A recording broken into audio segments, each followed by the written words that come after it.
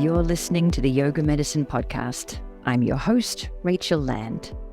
This podcast brings you information and resources to enhance the therapeutic effects of your practice based on a deeper understanding of anatomy, physiology, and the integration of modern science and research with traditional practices and experiences.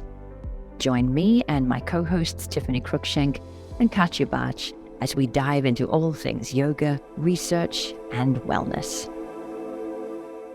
Hello and welcome back to the Yoga Medicine Podcast. There's a reasonable chance that you or someone you know has an autoimmune condition.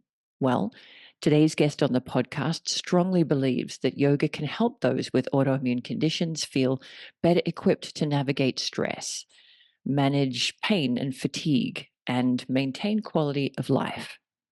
Our guest is Dr. Nikki Tugnet, a UK-trained physician, board-certified in Rheumatology and Internal Medicine, and a senior lecturer at the University of Auckland in New Zealand, as well as being a yoga teacher and Yoga Medicine Therapeutic Specialist.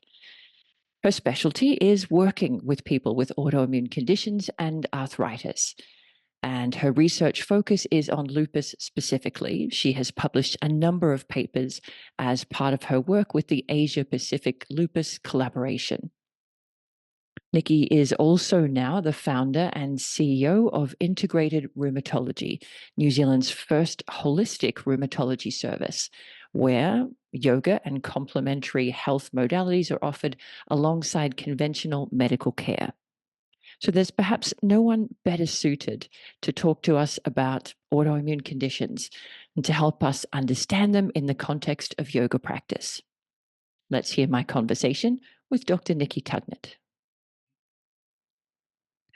Hi, Nikki. Welcome to the Yoga Medicine Podcast. Thank you for making time to talk to us today. Hi, Rachel. It's always a pleasure to see you. Thank you for having me with you.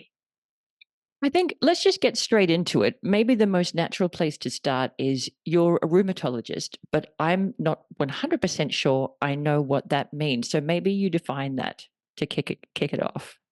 Yeah, sure. And it's absolutely, I think, a normal thing that most people don't know what a rheumatologist is, as we are quite a niche specialty within medicine.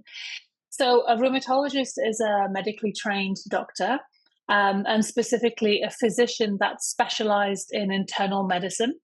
And then we further specialize in rheumatology. And rheumatology is a specialty where we look at more than 100 different diseases and injuries that affect the musculoskeletal system and the immune system. So classically, most of the people that see me have joint pain or back pain of some description.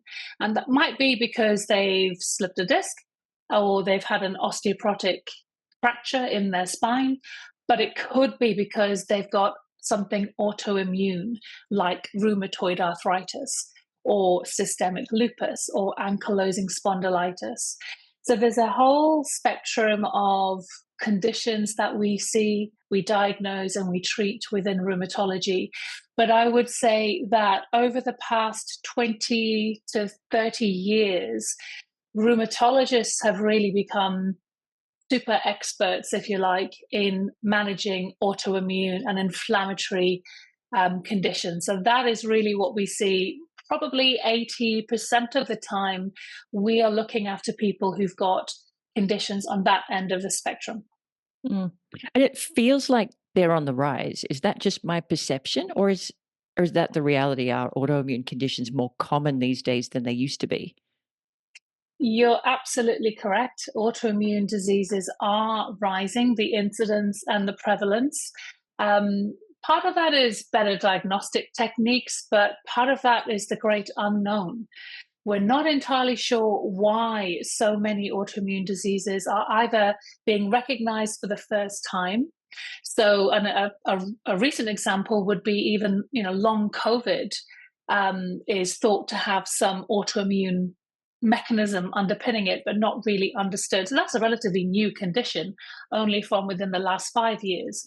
But there are a whole host of increasing autoimmune diseases. And I would say not all, but the vast majority come to rheumatologists at some point, or we are involved with their care. So if you think about some of the really common autoimmune diseases like inflammatory bowel diseases, so Crohn's disease or ulcerative colitis, about 30% of folk who live with those bowel issues develop joint issues. So they come to see me because of their hands or their spine or something else. And the same thing goes, people who've got multiple sclerosis often get joint pain, arthritis, so they end up coming to see someone like me. There are numerous examples. Mm. It sounds like a fascinating field, but given that it's not one of the ones that you tend to think about really quickly when you think about a medical practice, what got you interested in the field? Gosh, so many reasons I love rheumatology. How long can I bore you? So I guess for me, my personality is I love people and I really like relationships. And I like really understanding um, how people tick and why things are happening to them. So rheumatology is definitely a thinking man's specialty or a thinking woman's specialty. You probably remember House MD from back in the day, and you're probably similar age to me. That sort of very cerebral, cognitive type of medical specialty where you are trying to work out a problem. You're talking to somebody, you're noticing a bunch of different symptoms, and you're trying to marry it up and recognize a pattern and then therefore a diagnosis. So it's very cerebral, and that suits me. But one of the other key reasons, as I alluded to, is that it's chronic disease management. So if you're someone who cares about people, about relationships, about getting to know and follow a person on their journey, watching them as they get married or they get divorced or, they have a bereavement, and knowing that all of that is going to affect their health and their symptoms, then rheumatology makes sense, because ultimately most people that come and see me as a rheumatologist, if you're diagnosed with an autoimmune condition, you're probably going to be seeing me for the rest of your life unless you move away.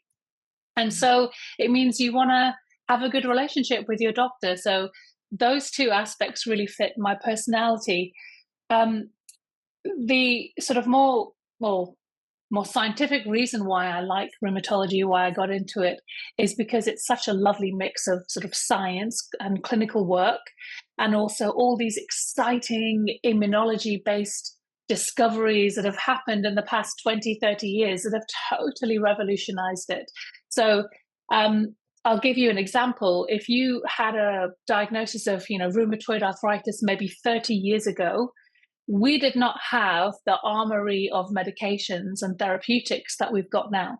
So 20, 30 years ago, if you had a really bad, terrible flare of rheumatoid arthritis, really bad pain, actually the typical practice was to admit you into hospital and give you bed rest for 3 weeks and physiotherapy and pump you full of steroids. And that was about all we had. That was all we could really do. And we could watch you as your osteoporosis crumbled your spine. And we could watch you as you got complications from all of the steroids. But you'd agree that's not really the optimal way of helping somebody who's got rheumatoid. But fast forward to today, we've gone through a revolution in medications and in therapeutics, and that's because of all this immunology research that's gone on. So we understand now what molecules are driving inflammation, what's messed up in the immune system, how do we block it, how do we target it.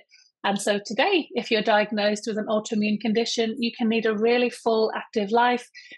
Think about Venus Williams, to name drop, who's got, Sjogren's syndrome, which is a very typical autoimmune disease that I see, I diagnose and I treat. You can think about Selena Gomez, who's got lupus.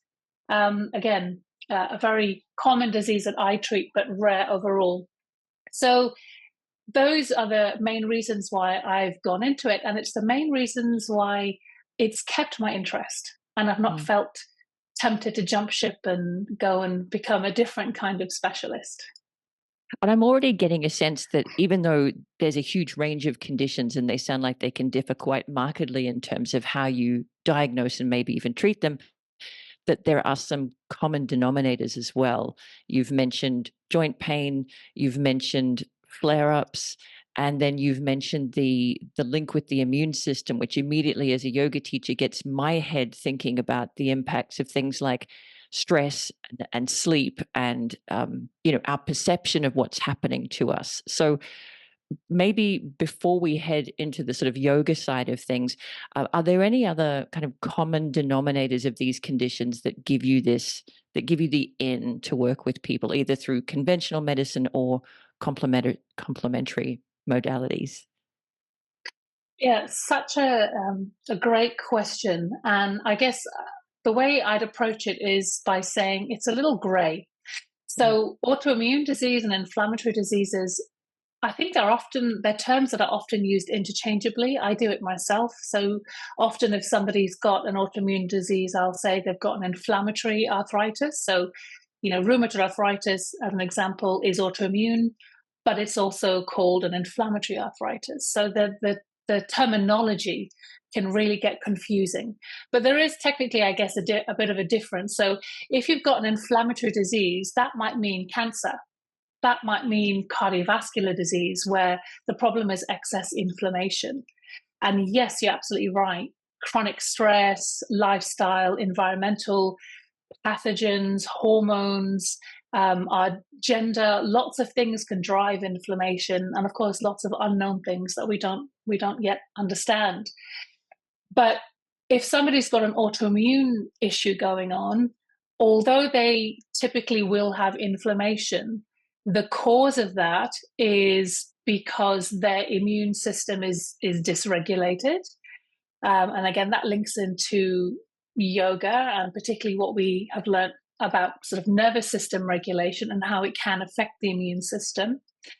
But specifically, when you've got an autoimmune disease, your innate immune system, so your body's natural defenses, is completely out of whack. And so the parts of the body, the cells in your body that your immune system should just be recognizing as normal, boring, don't attack, it's fine.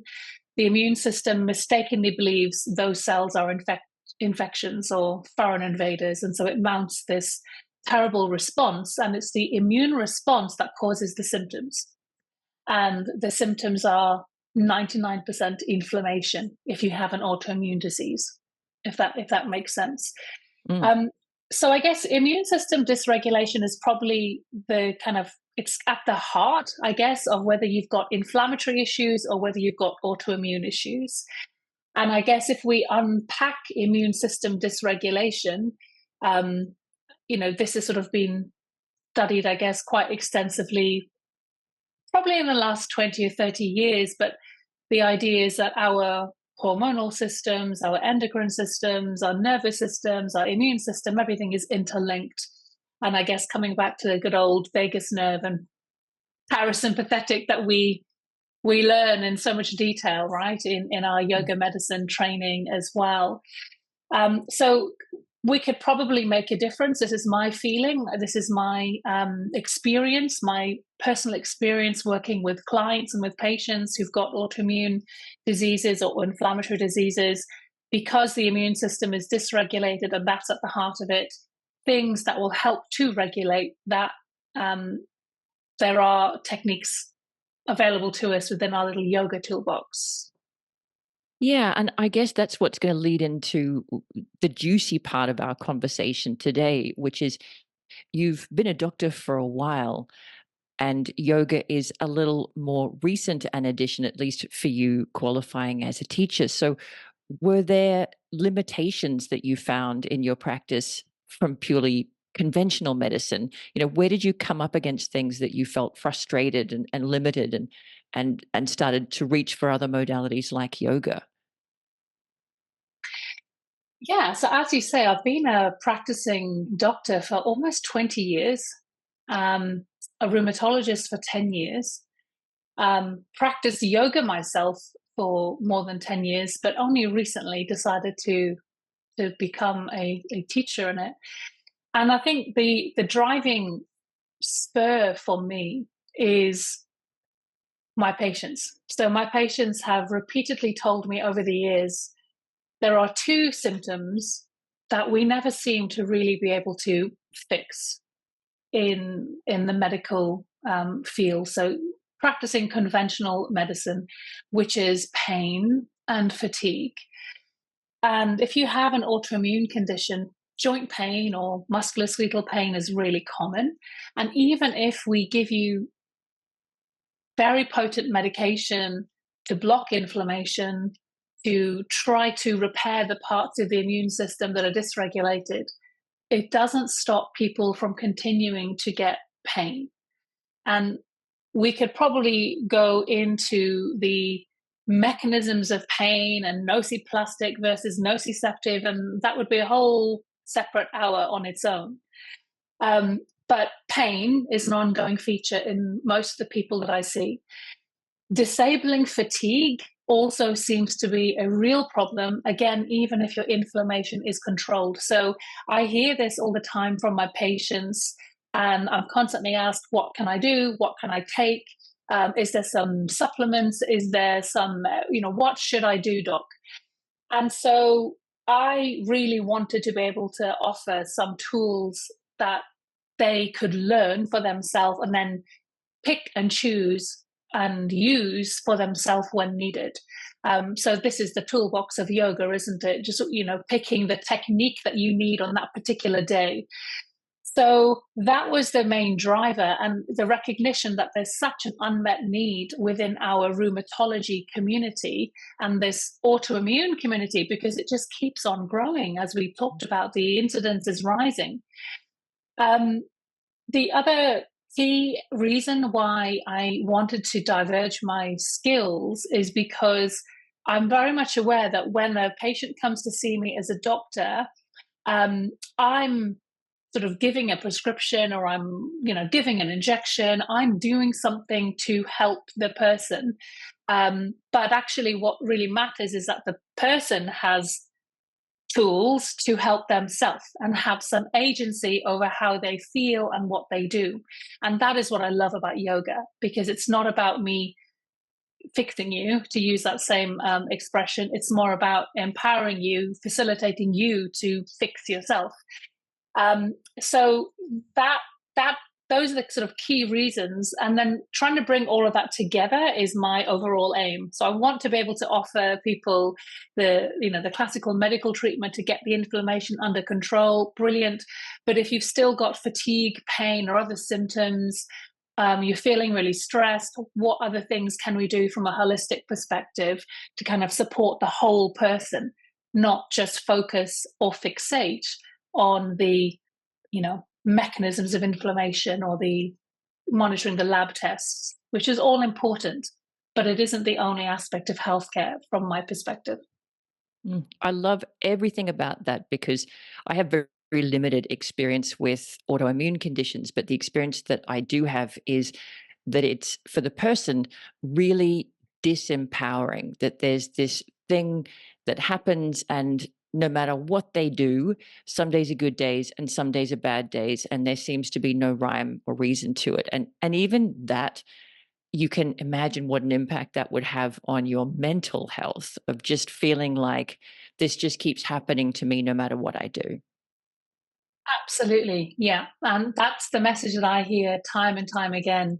That uncertainty, I call it autoimmune uncertainty, but that living with that uncertainty of whether today's a good day or a bad day in terms of your energy levels, is today a good day or a bad day in terms of your pain levels, that never really goes away from what I understand in patients who I've known now for 10 years who continue to see me.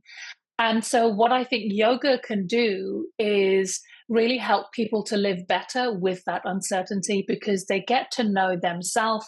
They develop that whole interoceptive awareness, which modern medicine isn't going to really help you develop that. You need to get slow and you need to get still in order to do that. And so it helps people to be able to manage their flares, I feel, better.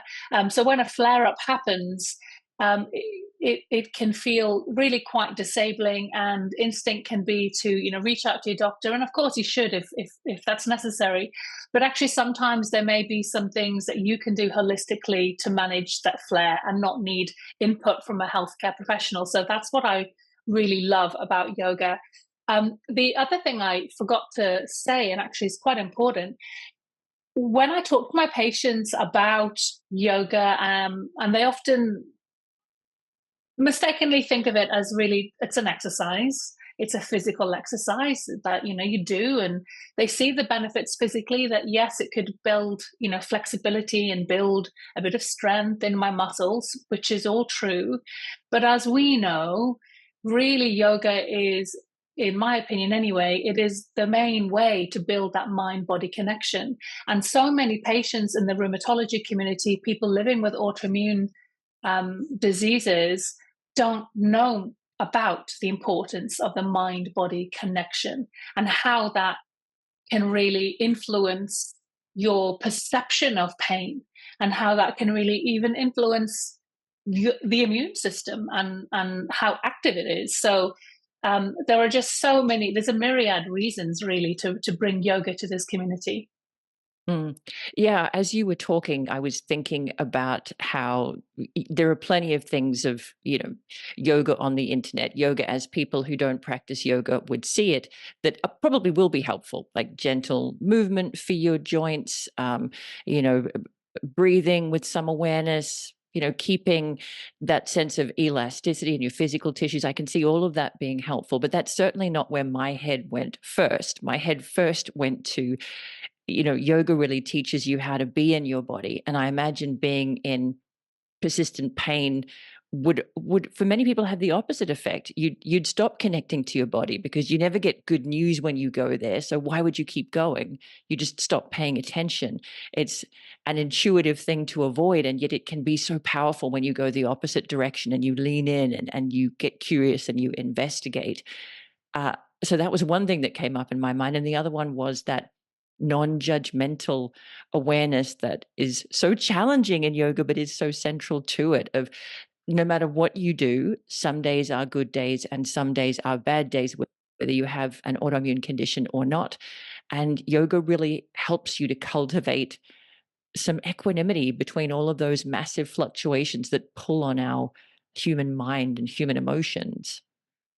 I love that, and I completely agree. And I think with your last point, it kind of sounds like yoga in some ways helps people reach that level of acceptance.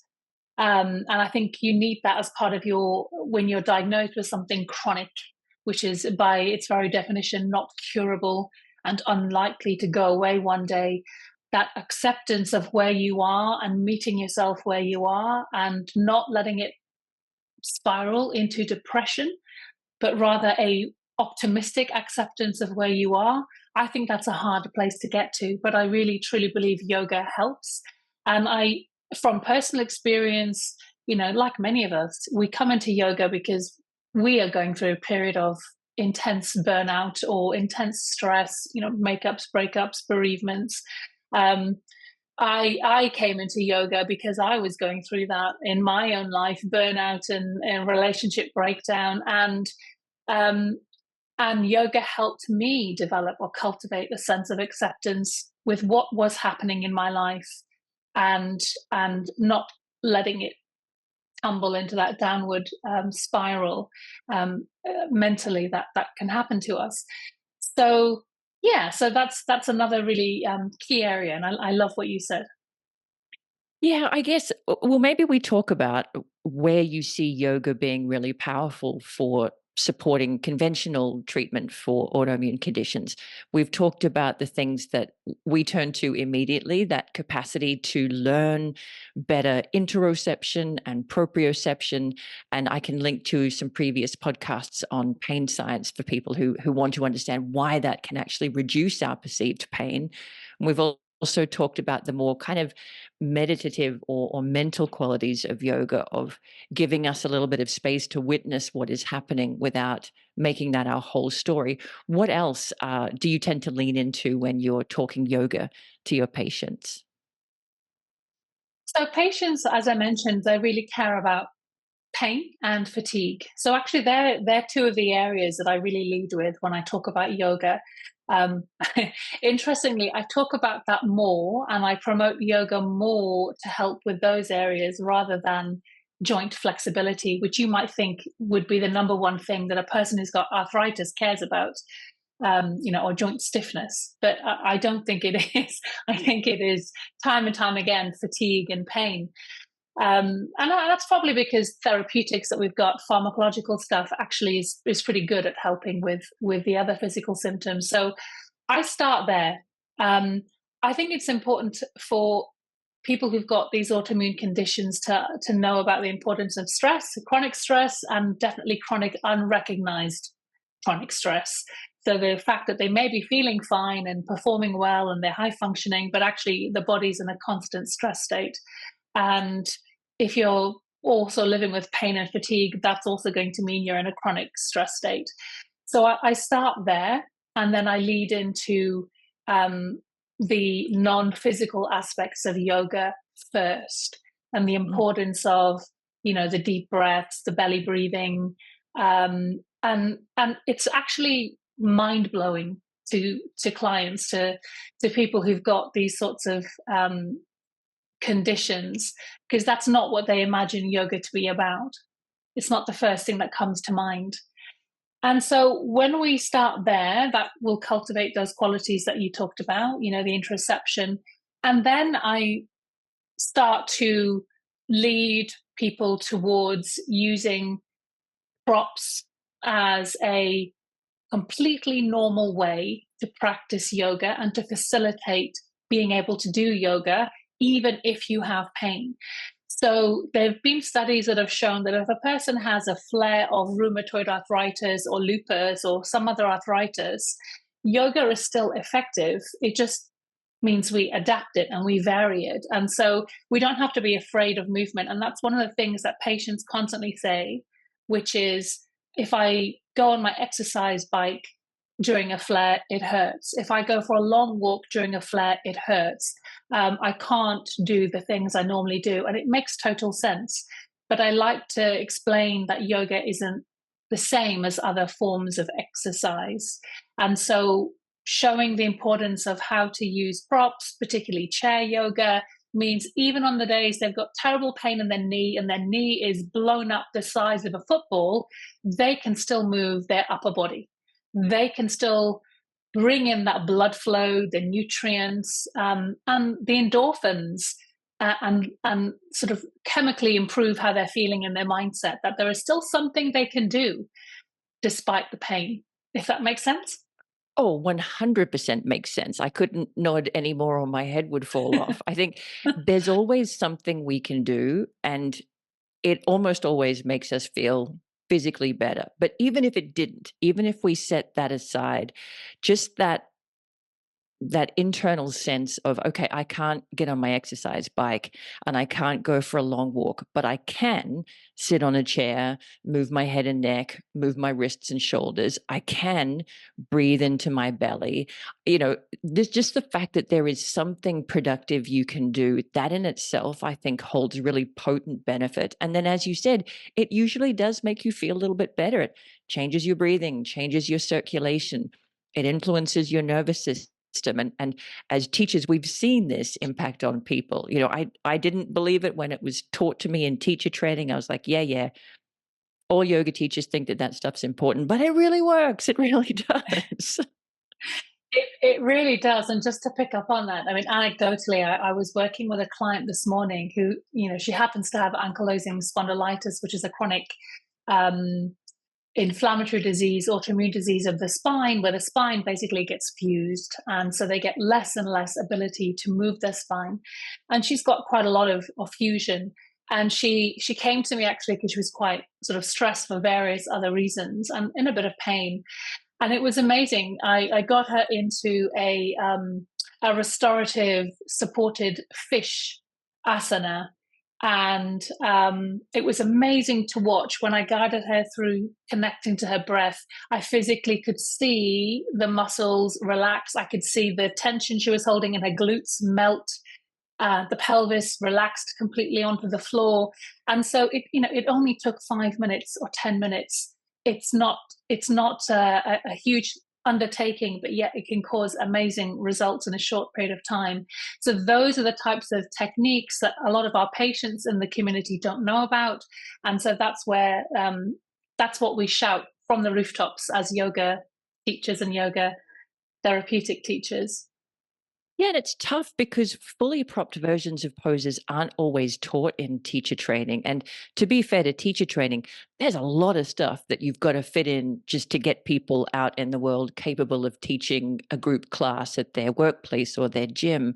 But you post a lot of them on social media, lots of different approaches, the same pose multiple ways, chairs, walls, bolsters, straps. Where did you learn that skill set? Oh, that's a great question. So this is coming back to one of Yoga Medicine's own, actually. So I was very, very lucky to do a amazing restorative yoga training with Kylie Rock, who is a yoga medicine therapeutic specialist, who I know you know well. She's Mm. also based here in New Zealand. So um, just spending dedicated time in learning about restorative yoga, and particularly using the approach that you're utilizing restorative yoga to give people who are in pain that nervous system support. That was my biggest take on that was my biggest driver when I specifically sought out formal training in restorative. But from the wider lens, a lot of the techniques that we are taught within our yoga medicine training are just fantastic for people who live with chronic illness or chronic disease or chronic pain. And so, you know, using things like myofascial release, which most people who go to a yoga class where this is not utilized, it's an alien technique to them. They wouldn't think to do it, or they'd think that actually I need to go to a physiotherapist or a massage therapist in order for someone to release me. And the idea that they can learn how to release themselves is revolutionary, and it has been amazing for so many of my patients. So um, yeah, so specifically those sorts of techniques where people are really supported and allowed time to, I want to say breathe, but breathe on a much more deeper level, not just respiratory, but really breathe into a shape for 10 minutes or 15 minutes, I think can be amazing. There are other trainings I've also done, and of course, what I do, like all teachers, it's a melting pot, isn't it? We draw from multiple experiences.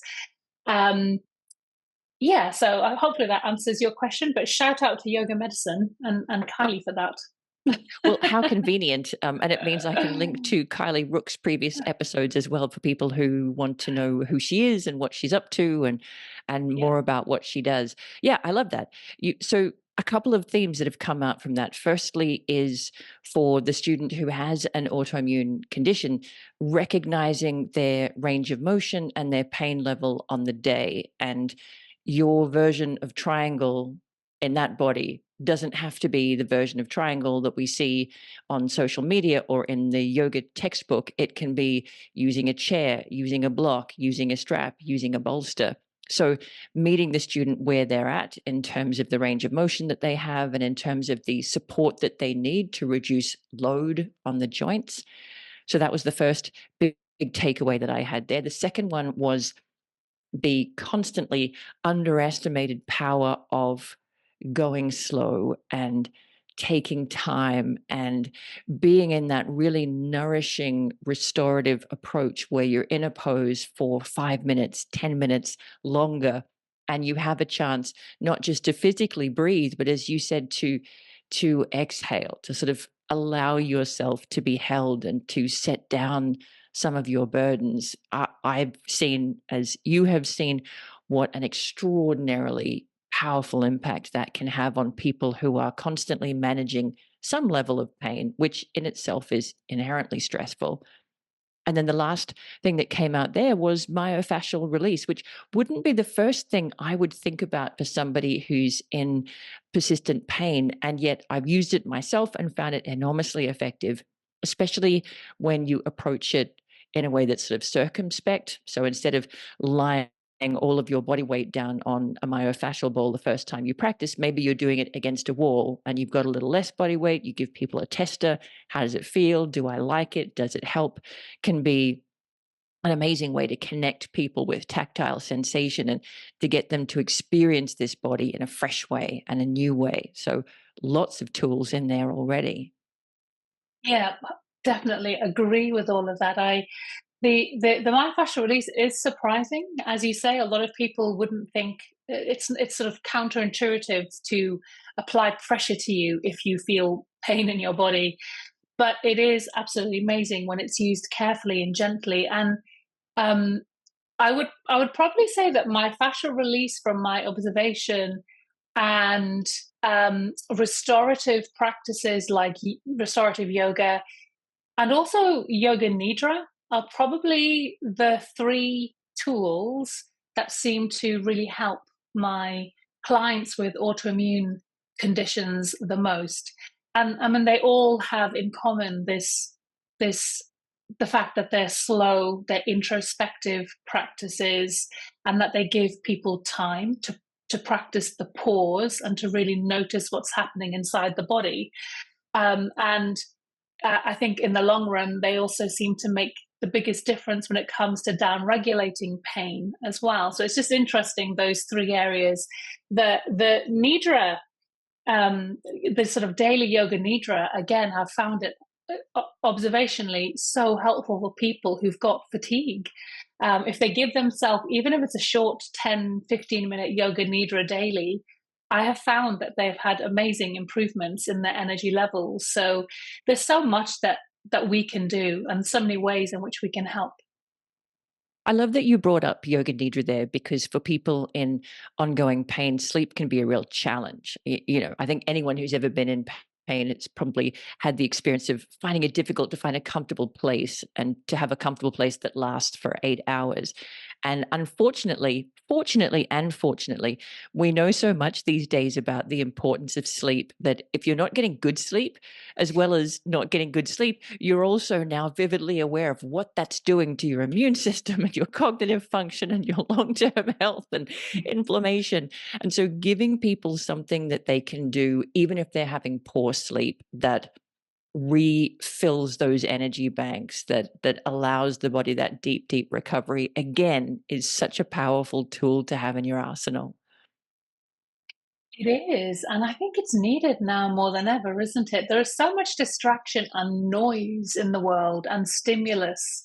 Mm. While there is nothing wrong with putting on a beautiful um, sound bath, some 432 hertz, beautiful vibrational frequency to help you try and drift off to sleep.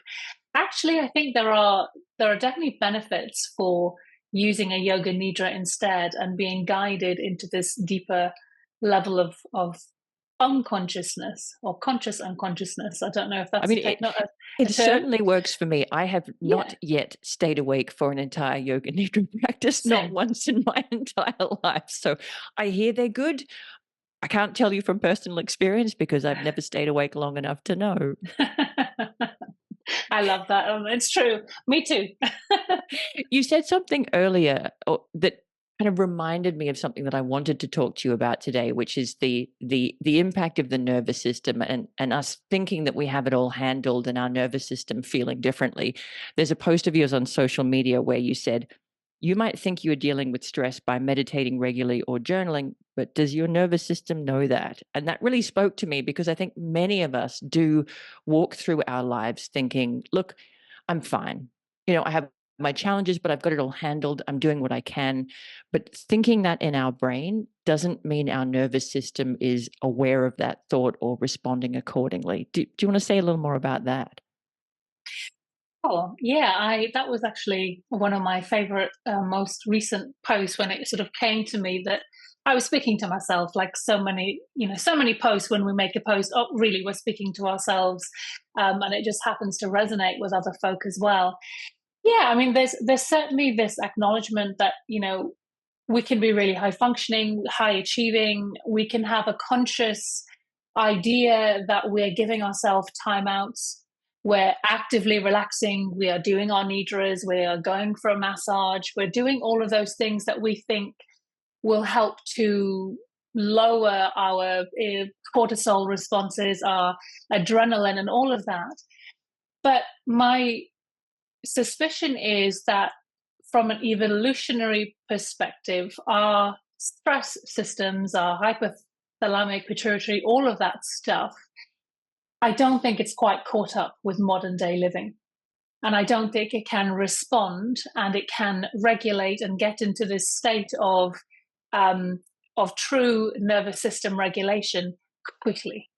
And so I think it becomes a lifelong process in order to manage stress. It becomes a lifelong commitment in order to manage stress properly. Otherwise, we end up more and more dysregulated, but think that we're doing enough. Hopefully that sort of makes a bit more sense, but it's just becoming conscious that although you feel you are doing all the right things, perhaps the body can't quite keep up and adapt the way you want it to, and so you have to keep up the work. You can't stop. Well, I feel like that's as true for all of us as it would be for somebody who has the additional mental and physical stress of an autoimmune condition. That one really speaks to me anyway. What else would you like to say to somebody who has an autoimmune condition, or to a teacher who knows that they have some of that population in their class? Any other kind of suggestions or guidelines that you'd like to provide? Yeah, definitely. So I guess for anyone who's either participating in a group class or for teachers who are teaching a group class, I think it's really important, first and foremost, to demonstrate all available options and variations on shapes. I think that's just so important. It really needs to be normalized that there are various ways of doing an asana and not only one way. An example, again, this morning I taught a mat-based class in a studio, and the whole theme of the class was about building up to side plank. And there are probably 5 million ways to do, or not 5 million, but many ways to do a side plank. And when I taught it, I made sure that I began with option 1, knee down, option 2, knee up, option 3, both legs stacked, option 4, side plank tree, and just sort of really allowed people to stop and stay where they choose to be. So I think that's really one of the most accessible ways to capture all people in your class who may be working with an injury or a health issue that day. The second other key thing, which is now my routine practice, is to completely normalize prop use. So every single class I teach, I'm not talking about a chair yoga class, but a sort of a mat-based class, a yoga studio or a fitness center, I will always have blocks available, and preferably blankets, because being on your knees isn't always easy if you've got arthritis or other health issues. And more specifically, if possible, try to do warm-ups that are more seated on your bottom as opposed to on your hands and knees with your wrists being flexed, because again, people with joint issues aren't really going to appreciate being there too long. And I guess I'm a big fan of the Pavan Muktasana, the joint freeing series, as my warm up. So I will often get people to, do your wrist rotations and your shoulder rolls, things which I don't want to say they've gone out of fashion, but maybe they're not seen as the sort of sexy techniques that you see on social media. But I think they're far more practical in terms of warm ups for people who've got health issues.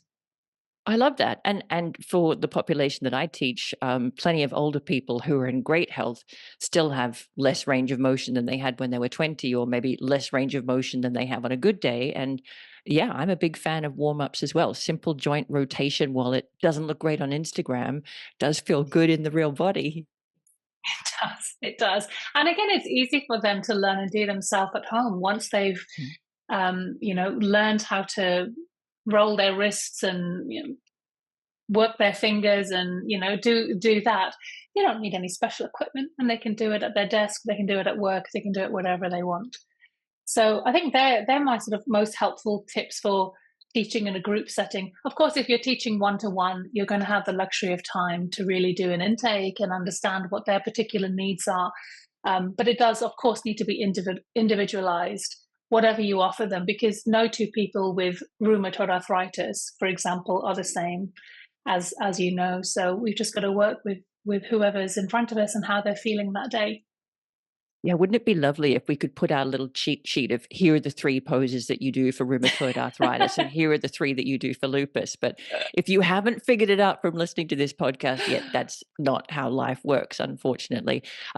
You mentioned teaching one-on-one. Let's talk about that briefly, because the plus and the minus of teaching one-on-one is everything is about the student in front of you. So on a day where joint range of motion is high and pain is low, that might look like the kind of sequence that you do in a group class on the yoga mat. But there's going to be a time, probably multiple times, where they come with some level of flare up and their range of motion's lower, or their pain is higher, or their stress is higher. How do you manage that when you're working with somebody one-to-one?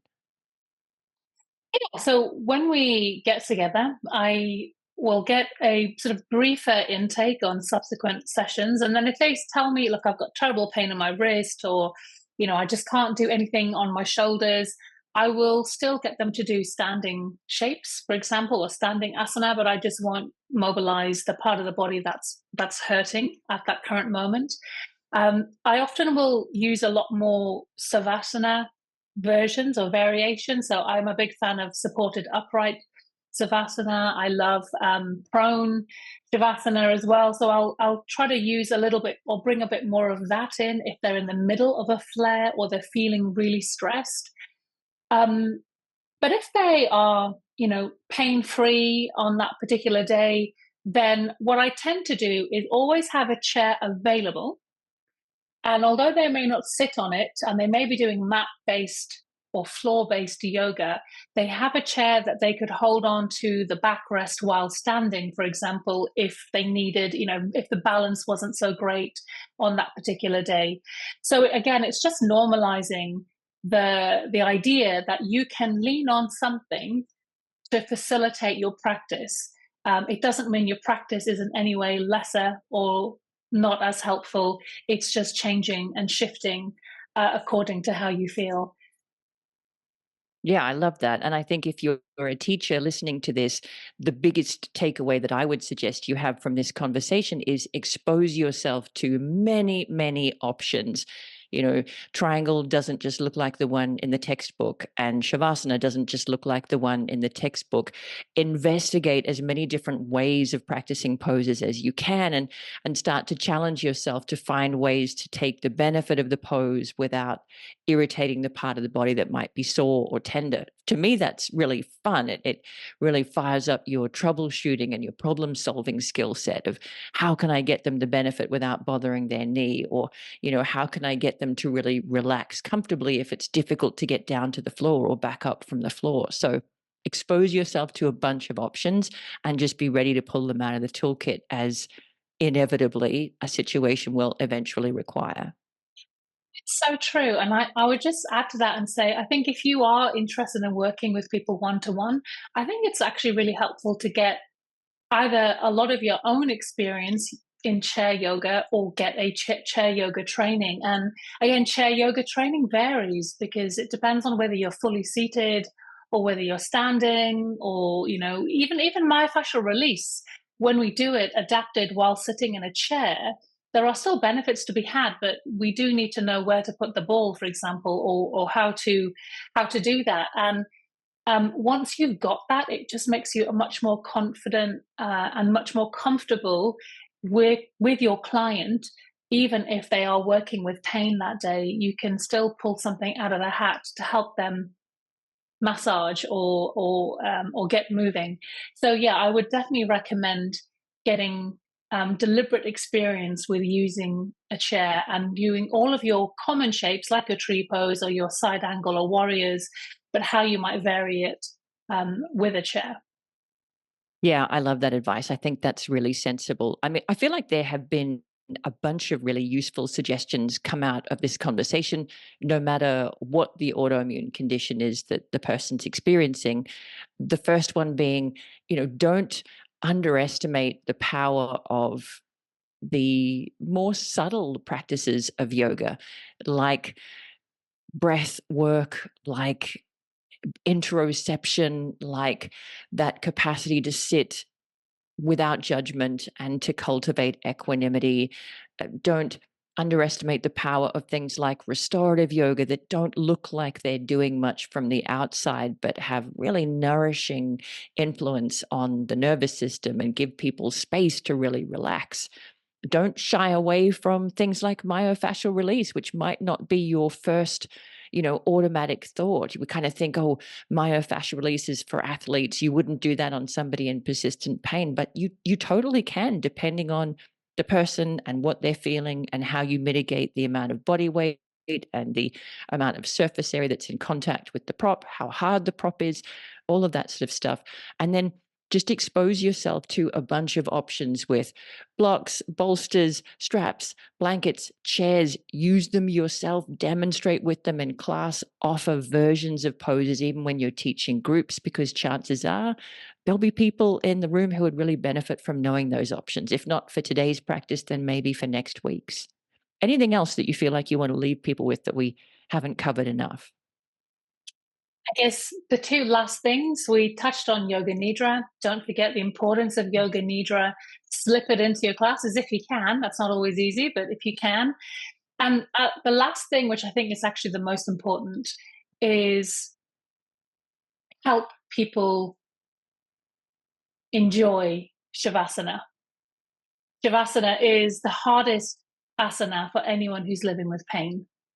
Mm. To lie still, um, and to be still with your mind and still with your thoughts. It's not an enjoyable process a lot of the time, particularly if you're worried or anxious about things. So don't underestimate the importance of a really good Shavasana. And maybe the Shavasana, it's helpful to learn different ways to do Shavasana, like a prone Shavasana or side lying or whatever, but be able to offer that. And I think if you can leave, if your client, your student can leave your group class or your one-to-one class after a really wonderful Shavasana, um, that's probably one of the most therapeutic and healing things that you can offer as a Oh, teacher. I love that. I love that.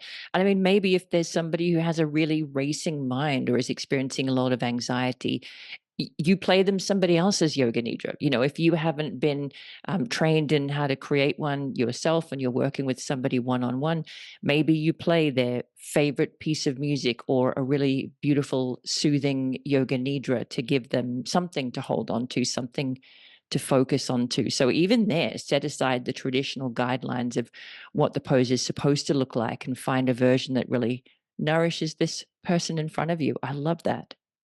Yeah, no, absolutely. Oh, and I guess just on the same subject, forgot to mention this, but visualization, guided visualization, and imagery is so powerful when you live with pain or autoimmune issues. I often do this with my group classes, with my one to one clients, really helping to visualize the body and being pain free and having energy and your cells being energized from inside all the way out through the tissues.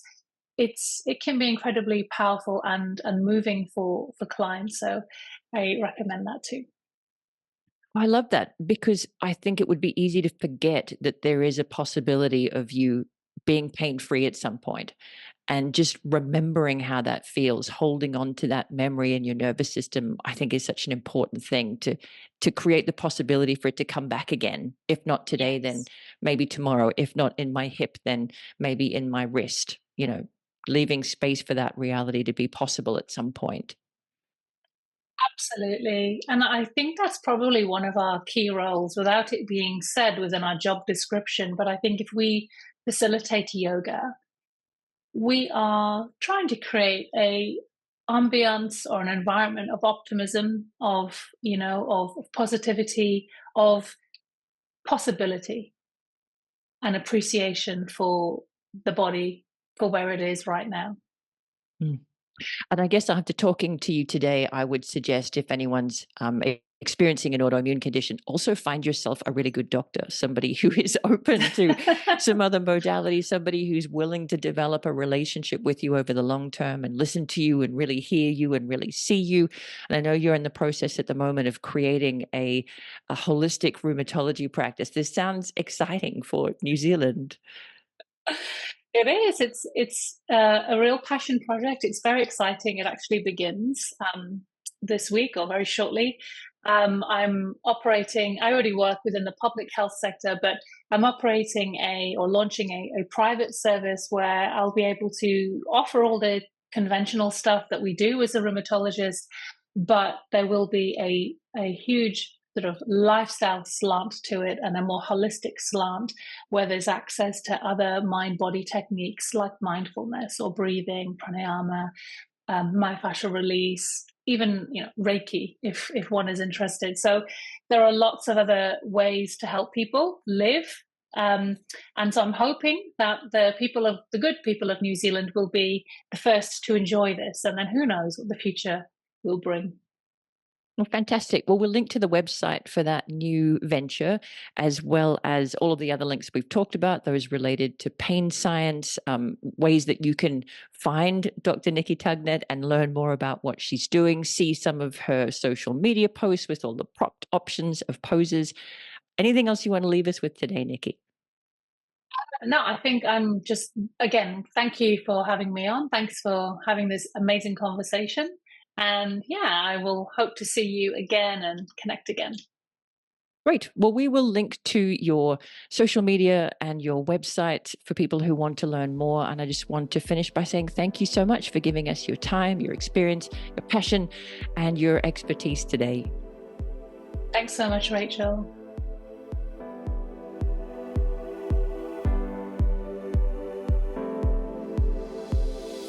Thanks for listening to Yoga Medicine.